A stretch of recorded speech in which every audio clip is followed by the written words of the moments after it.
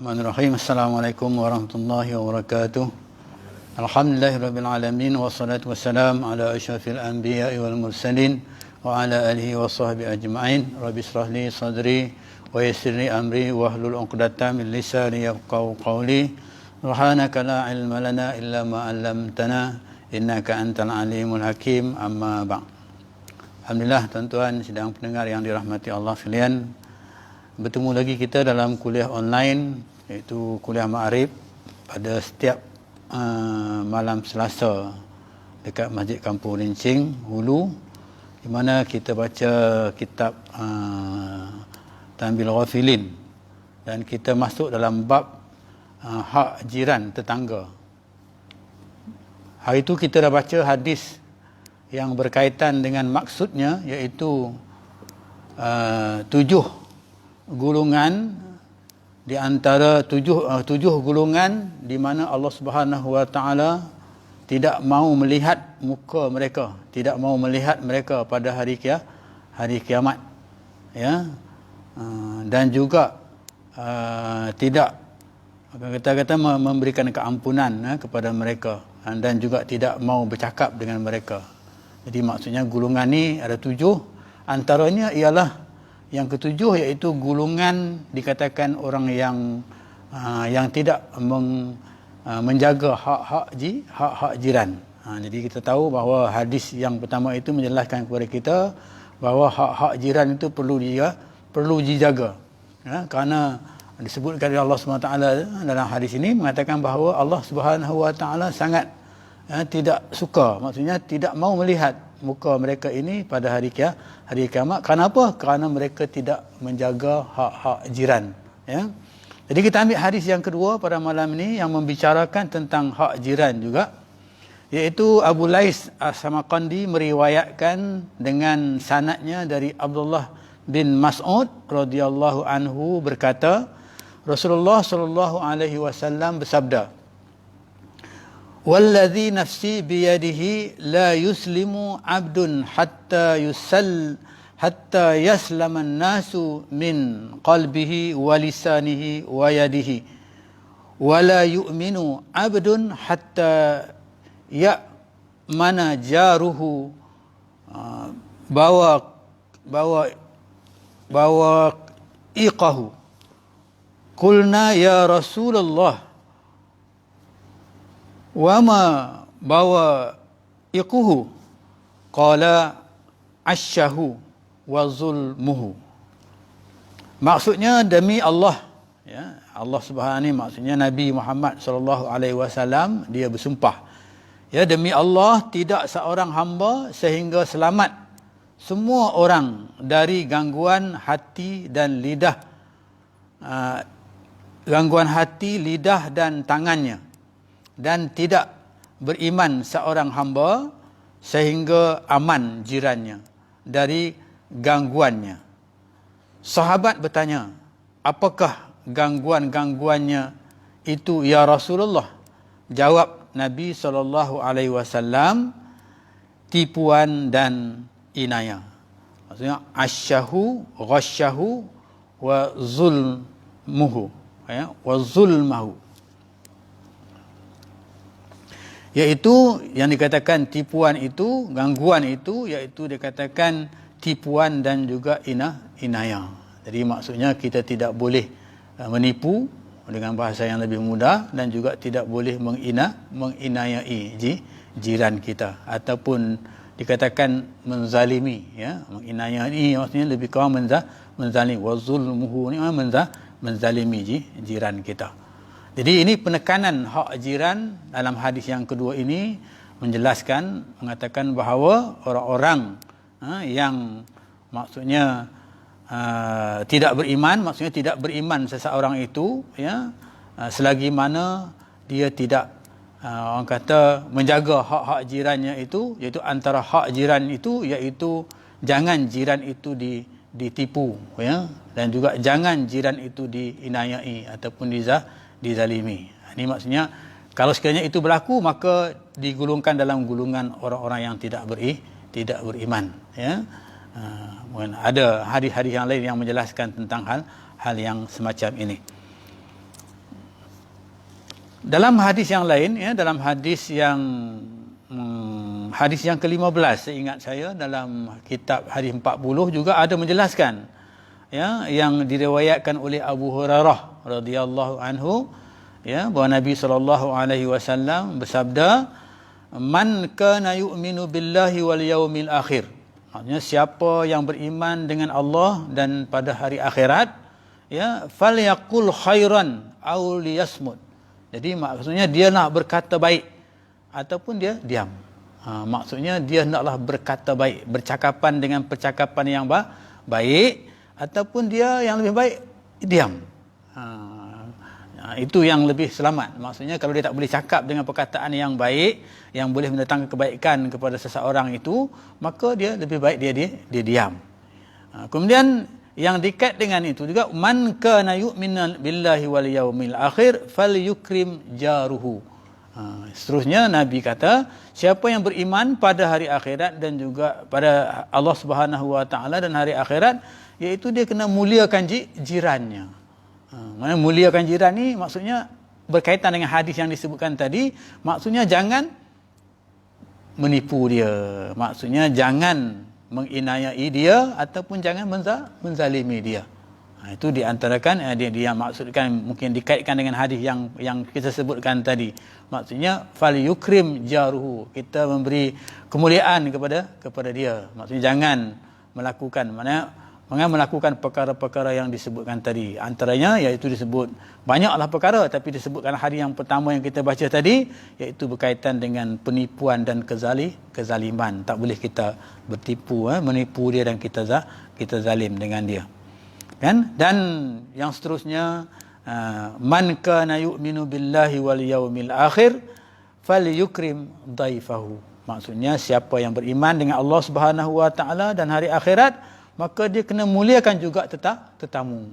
Maksudnya jiran dan juga tetamu. Jadi penekasan kita dalam pembacaan, dalam huraian kita pada petang ini, iaitu berkaitan dengan hak jiran. Maksudnya di sini kita kena muliakan jiran. Antara kemuliaan yang kita kena muliakan jiran itu, beri kemuliaan kepada jiran itu, jangan kita melakukan, kita katakan, penipuan kepada dia. Jangan kita melakukan kezaliman kepada dia.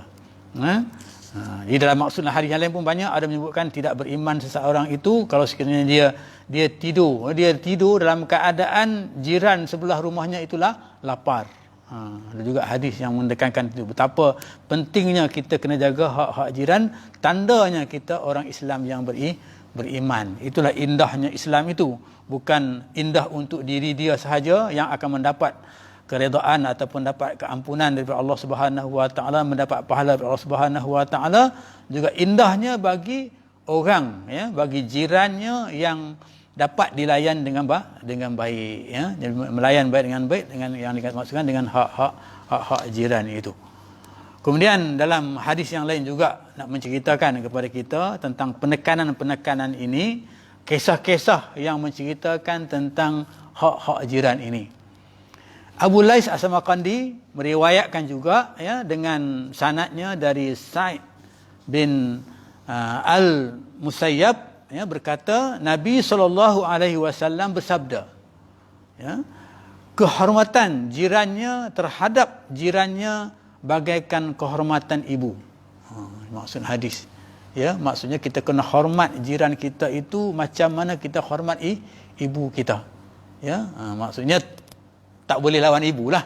Maksudnya kita kena hormat kepada ibu lebih, ya, daripada jiran. Tapi nak menegaskan di sini maksudnya begitu mustahaknya, ya, maksudnya kita kena beri kemuliaan, beri penghormatan kepada jiran kita, ya, supaya apa? Supaya berlaku keharmonian kehidupan dalam bermasyarakat, ya, supaya berlaku keharmonian, tidak bergaduh, tidak, orang kata, berselisih pendapat. Kita katakan boleh, tapi janganlah sampai kepada peringkat memutuskan silaturahim, ya. Jiran tu maksudnya jangan kita boleh berselisih pendapat, ya, tetapi tidaklah sampai kepada peringkat memutuskan silaturahim sebagai seorang Islam, ya, sebab hak jiran itu ada yang dikaitkan dengan Islam. Islam tu sangat mementingkan tentang hak jiran itu. Ya, kenapa? Kerana dalam hadis yang lain juga ada menyebut, ada menceritakan bahawa jiran itu, ya, jiran itu, hak-hak jiran itu iaitu yang pertama ada 3 hak, ya, 3 hak jiran. Yang pertama iaitu hak jiran, hak bagi jiran itu ialah tidak ada hubungan dengan apa. Misalnya orang syirik, orang musyrik ataupun orang yang bukan Islam. Kita bilang orang bukan Islam, ya. Dia duduk dekat rumah kita tapi dia ada hak jiran bagi dia, tapi hak jiran yang satu sajalah, hak berjiran sahaja. Kemudian yang kedua ada dua hak ni maksudnya jiran, ya, kerana serumah dengan kita, iaitu keluarga kita, ya, kerabat kita, hak kita, dan juga dikatakan jiran tadi, maksudnya jiran tadi, hak, ya, dikatakan jiran tadi. Kemudian yang ketiga, 3 hak itu maksudnya hak jiran, ya, hak jiran maksudnya hak yang kedua iaitu hak jiran satu, kemudian hak Islam, ya. Saya ulang balik, ya, hak Islam, ya, maksudnya dia agama Islam sama dengan kita, ya, tapi tak ada hubungan apa dengan kita, kan, tapi dia bukan saudara dengan kita, tapi dia hanya sebagai seorang Islam dan kita duduk berdekatan dengan dia, maka itu kita ada hak, 2 hak jiran satu, hak jiran sebagai seorang Islam, saudara sebagai seorang Islam, tak ada hubungan apa. Kemudian hak jiran yang ketiga, yang kita 3 hak tadi itu, yang pertama hak jiran sebagai jiran, ya, dan kedua hak jiran sebagai kita katakan agama, dia agama bersama dengan kita. Dan hak jiran iaitu hak kerabat, iaitu yang dekat dengan kita ada hubungan keluarga dengan kita. Di dalam Islam ni ada hak-hak jiran itu, 3 hak tadi, ya, 3 jenis hak-hak jiran itu. Jadi dalam hal ini maksudnya Islam itu tidak menafikan hak-hak yang bukan Islam. Maksudnya orang bukan Islam pun ada mendapat hak dalam Islam sekiranya duduk berjiran. Begitu indahnya Islam itu. Nak gambarkan, nak menunjukkan bahawa Islam tidak mahu ada pergaduhan, Islam tidak mahu ada perselisihan.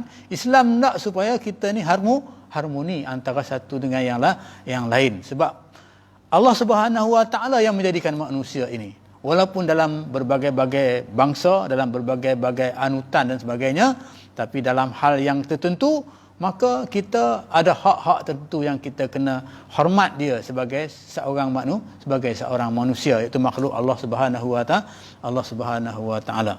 Tapi dalam hal ini, maka Islam itulah diberi keutamaan oleh Allah Subhanahu Wa Taala untuk membimbing orang-orang yang lain daripada bukan Islam, ya, dari segi hak tadi kita katakan. Walaupun dalam keadaan, ya, tak menafikan hak dia. Ada golongan lain, ada golongan kadang-kadang orang yang bukan Islam, dia menafikan hak Islam. Tapi kita orang Islam, ya, kita tidak menafikan hak orang yang bukan Islam, ya. Contohnya dalam hak berjiran ini. Begitulah luasnya orang kata agama kita ini, maknanya menyeluruh, ya, untuk kepada semua umat manusia. Jadi ini penegasan. Jadi maksudnya di sini penghormatan itu sama dengan ibu kita.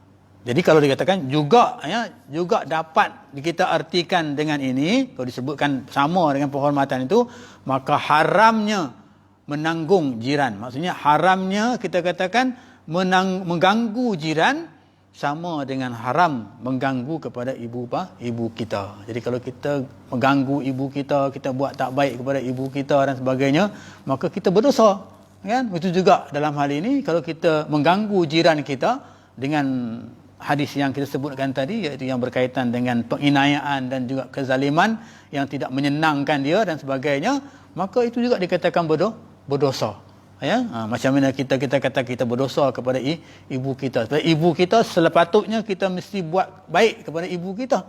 Ya, birrul walidain, kebaikan kepada ibu bapa. Jadi kebaikan itu bukan hanya untuk ibu kita saja, tapi keutamaan itu kepada ibu kita. Tapi ada juga kebaikan itu kita kena tujukan kepada jiran kita. Ya, sebab jiran kita ini ada kepentingan untuk kita. Ya, mungkin ketika kita senang, mungkin ketika kita susah dan sebagainya. Ketika kita senang, maka jiran kita akan menjadi ibadat kepada kita, untuk kita mengeluarkan zakat kepadanya, memberi hak-hak dia sebagai asnaf, kan? Jadi kita dapat beribadat dengan keadaan jiran kita yang demikian, ya. Dan kalau kita ni orang yang kita katakan yang taklah kaya, ya, miskin dan sebagainya, maka kita juga akan mendapat hak-hak kita, iaitu mereka akan melayan kita dalam hak-hak yang disebutkan tadi, seperti mana kita mendapat zakat. Jadi maknanya kata dia merasa selamat. Jiran kita itu merasa selamat berada bersama dengan kita, duduk dengan kita. Tapi hari ini apabila kita lihat, ya, kadang-kadang, ya, berlaku pergaduhan di antara kita dengan jiran kita. Ya, bahkan viral kadang-kadang orang-orang yang terkenal dengan pengetahuan agamanya, kan?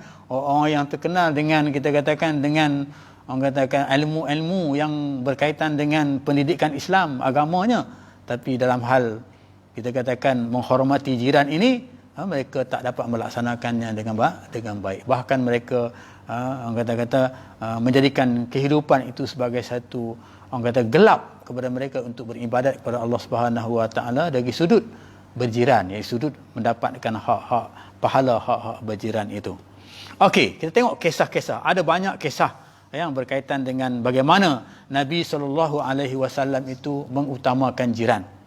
Abu Lais As-Samarqandi meriwayatkan dengan sanadnya dari Abdullah bin Amru Al-As radhiyallahu anhu berkata kepada pelayannya, ya, budaknya, kepada budak suruhannya, ya, dia kata, sembelihlah kambing dan berilah makan kepada jiran kami yang Yahudi. Maksudnya jiran itu bukan Islam, jiran itu ialah orang Yahudi. Jadi dia kata kepada budak suruhan dia, kau sembelih kambing, bagi makan kepada jiran kita itu yang Yahudi tadi itu. Kemudian dia bercakap-cakap sebentar dan berkata, lepas tu dia bercakap-cakap sebentar, ya, kemudian dia kata balik kepada budak suruhannya itu, ada budaknya itu, pelayannya itu, dia kata balik, ya, sebentar dan berkata, hai gulam, hai budak, dia kata, jika engkau telah menyembelih kambing, maka beri makanan untuk jiran yang Yahudi itu. Jadi kalau tadi diingatkan, ya, sembelih bagi makan bagi kat Yahudi, dia ingatkan lagi. Maksudnya lepas dia bercakap-cakap dan sebagainya, dia ingatkan lagi, ya, jangan lupa, maksudnya jangan lupa bagi makanan untuk jiran yang Yahudi itu. Jadi pelayan tu berkata, ya, maksudnya budak suruhannya tu berkata, dia kata apa? Engkau hubungkan kami dengan Yahudi itu. Maksudnya begitu, ya. Jadi kalau bahasa kita mungkin, kenapa pula kita nak hubung baik dengan orang Yahudi ini, kan? Kita kan, sedangkan Yahudi ni orang yang seperti mana kita tahu, orang yang banyak melakukan perkara-perkara yang keji, menipu, berdusta dan sebagainya, kan? Kita katakan. Kemudian Abdullah berkata, maka Allah pun berkata, sesungguhnya Nabi SAW selalu berpesan. Nabi dia kata Amr As ni, dia kata Abdullah bin As ni, Nabi selalu berpesan kepada kami, ya, kepada mereka, supaya baik kepada jiran, ya, sehingga kami menyangka kemungkinan akan diberi hak waris. Sampai begitu sekali, ya. Nabi suruh kami ni berbaik-baik dengan jiran, wahai ghulam, kan? Jadi sehingga kan Nabi kata seolah-olah kebaikan, eratnya hubungan di antara kita dengan jiran kita ini, sampai kita dapat mewarisi harta dia. Sampai begitu kita boleh waris harta dia. Sebab apa? Sebab ini Nabi menceritakan bahawa malaikat Jibril menyebut, ya, dalam hal ini malaikat Jibril mengatakan, kata Nabi, maza Jibril yusini bil jar, ya, hatta zanantu annahu sayusahu. Maksudnya Jibril ni selalu mengingatkan, ya, ataupun dia kata mewasiatkan kepada Nabi, menyebutkan kepada Nabi berkenaan dengan jiran ni, hak jiran ini, sehingga Nabi rasa macam jiran ini, ya, boleh mendapat, kita katakan, mendapat waris. Begitu maksud yang disebutkan tadi itu. Jadi itu hadis Nabi SAW. nak menceritakan begitu. Begitu rapatnya, ya. Maksudnya Nabi tuntut, ya, kepada kita, iaitu sahabat-sahabat ketika itu, sahabat iaitu Abdullah bin Amr al-As ini, ya, supaya memuliakan jiran, supaya menjaga hak-hak jiran itu, ya. Jadi ini berlaku kepada Nabi sendiri, ya. Pernah kisah masa Nabi SAW, ya, wafat, Nabi wafat, ya. Selepas Nabi wafat, maka Sayyidina Abu Bakar, khalifah Islam yang pertama, dia tanya anaknya iaitu Aisyah, iaitu isteri Nabi. Dia tanya, Aisyah, wahai Aisyah, dia kata, ada tak, dia kata, ada tak, dalam bahasa kita lah, ada tak benda-benda yang Rasulullah lakukan yang mana kau nampak tak lakukan? Rasulullah buat benda itu tapi aku tak buat, aku belum buat lagi benda itu, ada tak? Jadi Siti Aisyah kata, tak ada lah wahai bapa. Kalau bahasa kita lah, wahai Abu Bakar, tak ada lah, ya. Abi apa, dia panggil Abi ke apa kan, tak ada lah, dia kata. Kemudian Abu Bakar ni tanya lagi, ya, tanya. Satu ketika Aisyah teringat, ya, bila ditanya tu Aisyah teringat. Aisyah teringat apa dia? Aisyah kata, setiap kali lepas sembahyang zuhur, ya, dia kata Nabi SAW dia akan pergi kepada jiran dia, ya, kepada jiran dia. Siapa dia? Iaitu seorang perempuan Yahudi tua yang buta, kan, yang buta. Seorang perempuan Yahudi tua yang buta ni duduk kat ujung kampung itu, maka Nabi akan bawa makanan. Nabi ni bawa makanan, ya, Nabi ni menyantuni, kan, menyantuni dalam bahasa kita hari ni, dia kata menyantuni. Itu cantiknya Islam itu, menyantuni, walaupun bukan agama Islam, dia tu sebagai seorang Yahudi, tapi hak-hak dia sebagai seorang manusia yang memerlukan keperluan yang tertentu, kita katakan dari segi makanan, maka Nabi akan bawa makanan pergi kepada dia, kemudian Nabi akan suapkan makanan tu kepada dia. Dan dia sendiri tak tahu yang itu ialah Nabi SAW. Ya, dia tak tahu.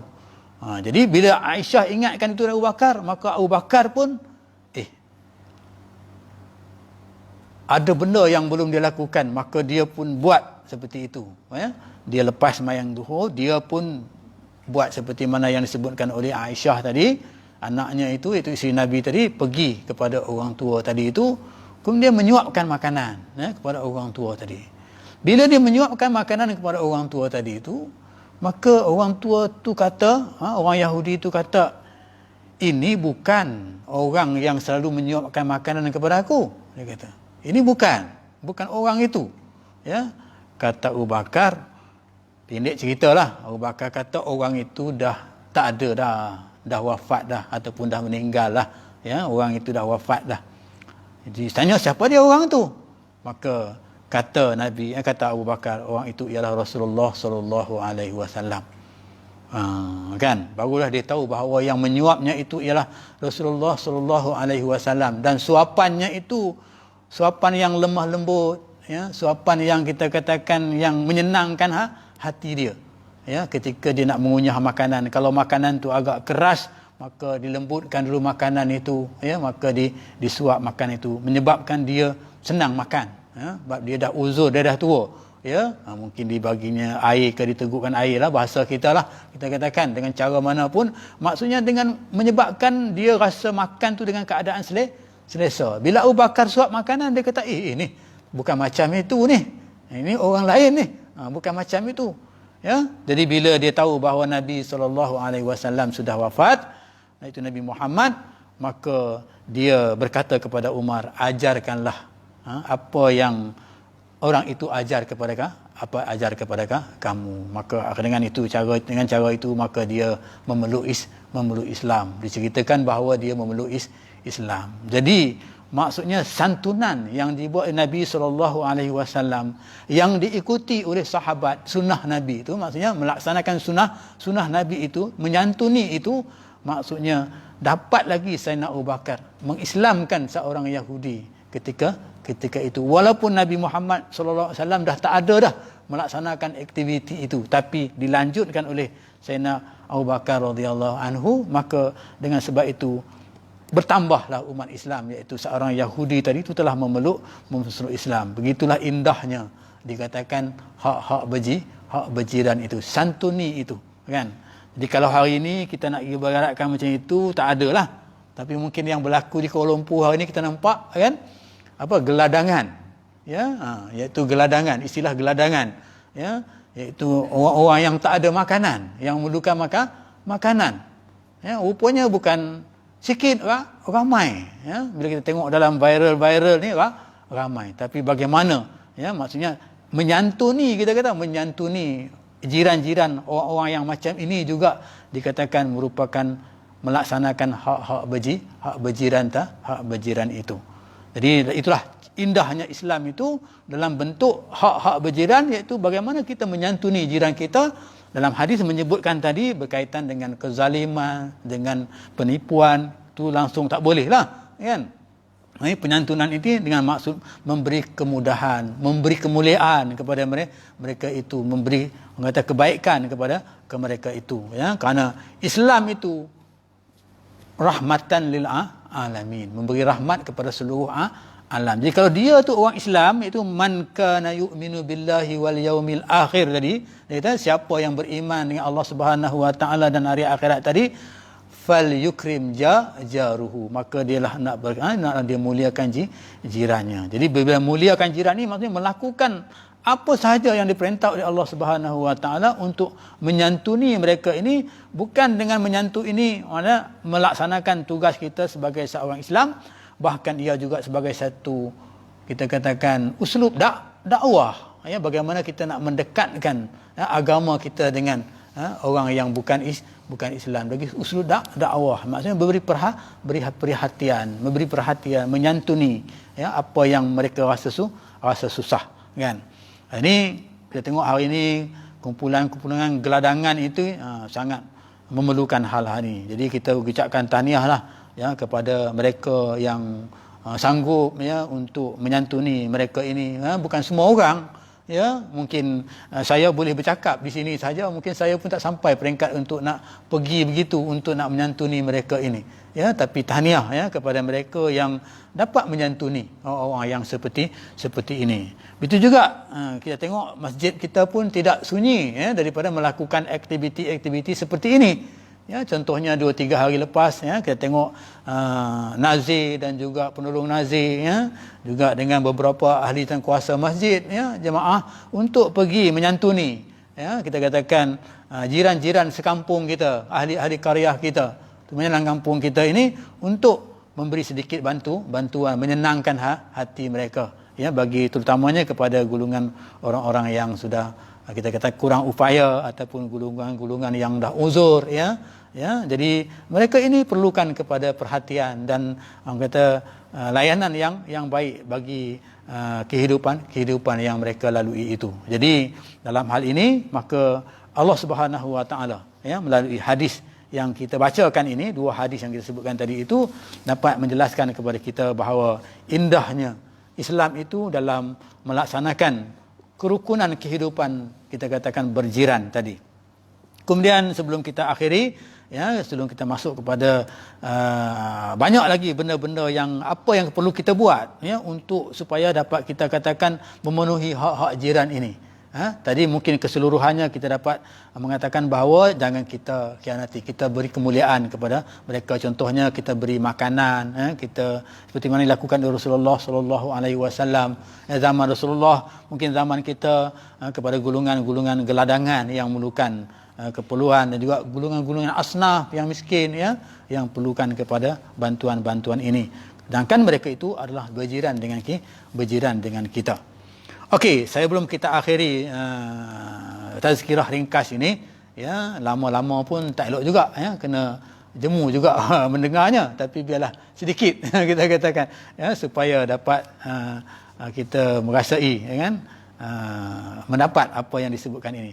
Okey, yang berikutnya Abu Lais dalam kitab ini, Abu Lais As-Samarqandi, ya, meriwayatkan dengan sanadnya dari Syuriah Al-Ka'abi berkata, Nabi SAW bersabda, siapa yang beriman percaya kepada Allah dan hari kemudian, hendaklah berkata baik atau diam. Ini yang kita sebutkan tadi, ya. Dan siapa yang beriman, percaya kepada Allah dan hari kemudian, harus menghormati jirannya. Ya. Dan siapa yang kita kan percaya, yang beriman dan percaya kepada Allah percaya kepada hari kiamat, hari kemudian, hendaklah menghormati tetamunya, iaitu hari pertama dari kedatangannya, dan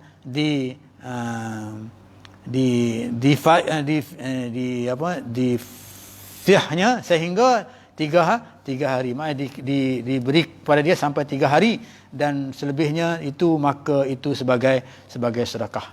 Maksudnya hak jiran ini, kalau kita katakan tadi dikatakan tetamu, ya, kalau tetamu kita datang rumah kita itu jiran juga, ya, jiran kita, tamu kita, ya, mungkin, ya, dia datang rumah kita, maka di sini dikata kita kena layannya, ya, sampai 3 hari, ya, begitu. Dan bagi tetamu juga janganlah sampai lebih daripada 3 hari, kan.